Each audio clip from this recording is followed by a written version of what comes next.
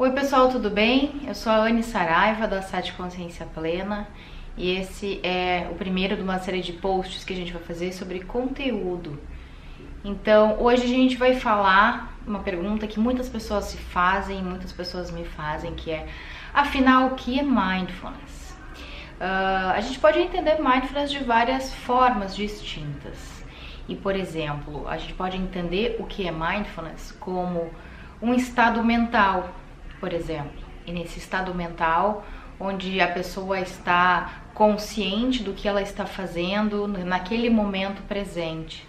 É quando você está fazendo algo no momento e você está, inclusive, pensando sobre aquilo que você está fazendo. Diferente de estar executando uma tarefa de uma forma automática com a cabeça nas nuvens, né? Pensando ou no passado ou no futuro. É quando você está ali pensando sobre o que você está fazendo. Esse estado de conexão, de presença, é um dos entendimentos que a gente pode ter sobre o que é Mindfulness. Outra forma que a gente pode entender o que é Mindfulness, que é traduzido aqui para o Brasil como atenção plena ou consciência plena, esse estado mental, também a gente pode entender como uma característica inata de todos os seres humanos. Sim, todos os seres humanos, todos nós possuímos essa característica cognitiva, apesar de algumas pessoas me dizerem que mas eu sou muito dispersa, eu não consigo estar presente. Consegue sim, em pequenas ocasiões da vida, mas consegue. Existe um estudo científico que diz que nós seres humanos somos, em média, 30% essa característica, ou seja, essa disponibilidade, né, cognitiva, e os outros 70% existe de potencial a ser desenvolvido. Então, isso é uma habilidade humana que ela pode ser treinada e desenvolvida, cultivada ao longo da vida. Então, entra a outra forma que a gente tem de entender o que é Mindfulness. A gente pode entender também isso como o próprio treino em si, o treinamento da mente, os exercícios que nós vamos fazer para desenvolver e fortalecer essa habilidade de estar presente no momento, de estar consciente daquilo que a gente está fazendo. E essa forma de treinar são várias maneiras distintas. Uma delas são as práticas de meditação, né? A própria meditação em si, a meditação da atenção plena, que é o que a gente ensina a fazer no curso de Mindfulness da SAT. Existem também outras formas de treinar essa habilidade individual, humana, que é fazer coisas da sua rotina, que já estão inseridas no seu dia a dia, de uma forma intencional, específica, ou seja, fazer as coisas de uma forma em atenção plena, proposital. Isso também é uma ótima maneira de treinar a mente e fortalecer essa habilidade. Então, agora que a gente entendeu o que é Mindfulness, afinal, outra coisa que é interessante a gente conversar é sobre, por exemplo, grandes mitos que tem sobre meditação, sobre Mindfulness, para quem que consegue, quem não consegue. Então, o primeiro mito que a gente vai falar agora, talvez seja o maior mito de todos, é que meditar é parar de pensar ou não pensar em nada. Na verdade, isso é um grande equívoco. Eu não sei quem é que espalha essa fofoca por aí, porque não é possível parar de pensar. A nossa mente, o nosso cérebro, ele foi desenhado, ele foi criado, ele existe para isso, para essa função, assim como o nosso coração, por exemplo, existe para bombear sangue. E a gente não tem controle sobre, né, o movimento, a atividade do coração. Eu não tenho como conscientemente ordenar o meu coração que pare de bombear sangue. Então eu também não consigo ordenar a minha mente, o meu cérebro, que pare de pensar. Inclusive, a gente só para de pensar quando a gente morre. Então não existe necessidade da gente ter esse objetivo de parar de pensar. O que a gente vai fazer durante um treinamento de Mindfulness, por exemplo, é lançar um novo olhar sobre os pensamentos e construir um novo relacionamento com os pensamentos. Por exemplo, perceber que os nossos pensamentos, eles são um fenômeno percebido no momento presente também, que eles são um conteúdo da nossa mente natural, e cada vez mais que a gente consegue ficar consciente desse conteúdo, a gente vai conseguindo distinguir o que é fantasia e o que é realidade.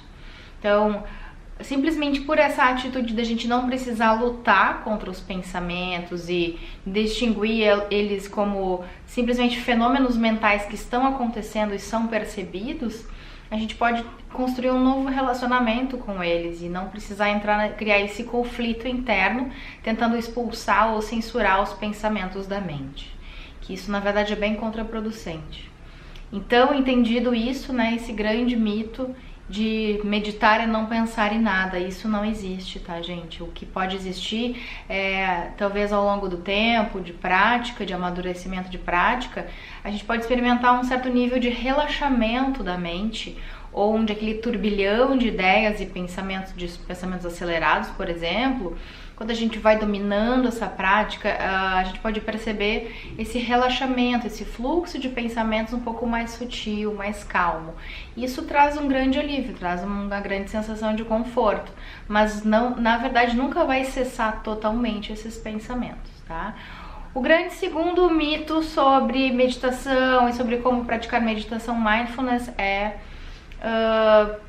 acreditar ou imaginar que a gente vai precisar de um momento e uma situação ideal para fazer a prática. Na verdade, isso é bem o contrário do que o mindfulness propõe, tá? Se a gente precisa de uma situação ideal para praticar, a gente vai ser bem difícil a gente conseguir reproduzir isso na vida real como uma situação perfeita. Então, a gente vai ter interferências como barulho, como às vezes o nosso humor vai estar um pouco difícil, a gente vai ter várias interferências, né? Vai identificar, por exemplo, algumas desconfortos, dores no corpo, isso tudo faz parte daquilo que a gente percebe no momento presente. Então, não vai existir esse momento ideal para eu treinar. Eu não preciso, por exemplo, de uma sala de meditação especial na minha casa, eu não preciso de um incenso importado, eu não preciso de uma almofada, eu sequer preciso sentar no chão em posição de lótus para meditar. Quando a gente entra num programa de mindfulness ou começa a fazer um treinamento de mindfulness, existe um certo compromisso em ser acessível, em ser democrático, em possibilitar que qualquer pessoa consiga treinar essa habilidade mental, independente das circunstâncias que ela vive ou das condições que ela tem. Então não existe, se a gente ficar esperando esse momento perfeito chegar, o dia que eu tiver de bom humor e tiver um silêncio absoluto na minha casa e eu não tiver com sono, nem com fome, nem irritada e tiver muita vontade, muita motivação de fazer meditação, eu vou fazer. Bom, pode até ser dessa forma, mas vai ser bem difícil você compreender o objetivo maior de treinar essa habilidade para ela ser utilizada na sua vida real. Então, mais um mito que a gente precisa conversar é uma crença que algumas pessoas têm de que meditar é uma coisa muito difícil, né? Que não é pra mim, que eu não vou conseguir e que eu não consigo me concentrar. Inclusive, a dispersão, ela faz parte da prática de meditação. Quando uma pessoa me diz assim, eu não consigo fazer a prática, eu não consigo meditar porque eu não consigo me concentrar. Então essa concentração, ela não é uma coisa constante, né? Existe uma flutuação desse padrão da mente, onde a mente vai se dispersar, inclusive por eu perceber essa dispersão e redirecionar a minha atenção propositalmente, intencionalmente naquele objeto que eu estou seguindo, que eu estou mantendo o meu foco, isso é um ótimo sinal na prática. Se você já tentou alguma vez e aconteceu isso, ou acontece isso com você, você precisa saber que isso é um ótimo sinal, significa da sua disponibilidade de atenção plena. E a gente não vai, por exemplo, em 10 minutos que dure uma prática, ficar esses 10 minutos a fio sem ter uma sequer dispersão. Isso é praticamente impossível. Então a mente vai se devagar para outro lugar, para outra experiência, e ao perceber isso, então eu retorno com ela gentilmente para o meu ponto de foco, meu ponto de atenção. Então, não requer assim um grande talento em concentração, em atenção, inclusive porque o próprio treino, a meditação em si e os outros exercícios que se propõem dentro de um treinamento é o que vai te fortalecer, ter essa facilidade cada vez maior. E essa habilidade atencional de colocar o foco no mesmo objeto, ela vai começar a ser percebida uma melhora nessa condição a cada semana diferente do treino. A cada semana em que você pratica mais e mais os exercícios, você consegue perceber uma melhora de estar com a mente mais presente nas suas atividades do seu cotidiano. Então, ninguém nasce sabendo fazer isso, não precisa já começar com excelência ou então perseguir um estado de excelência, né? Isso tem bastante a ver com o nosso meio de entender o mundo e a sociedade, né? A gente tem, de certa forma, uma compreensão de que aquilo que a gente vai fazer, a gente precisa ser muito bom, se não o melhor naquilo. Mas se tratando de meditação, a gente vai precisar ter um pouquinho então mais de humildade e sempre renovar essa ideia da nossa condição humana, dessa característica inata de nós seres humanos de sim, estarmos presentes no momento, só disso não ser algo constante, a mente tem essa flutuação natural. E outro grande mito que é super interessante, que as pessoas ficam sempre muito surpresas quando eu toco nesse assunto, é acreditar que para praticar mindfulness e para praticar uma meditação precisa ser necessariamente algo parado ou algo estático, que eu preciso ficar naquela posição dura, imóvel, igual uma estátua, e aquilo vai doer todo o meu corpo. Então as pessoas começam a ver certos empecilhos e obstáculos e a ter um certo distanciamento, achar que meditação não é pra mim por causa disso. Então não é sempre algo parado.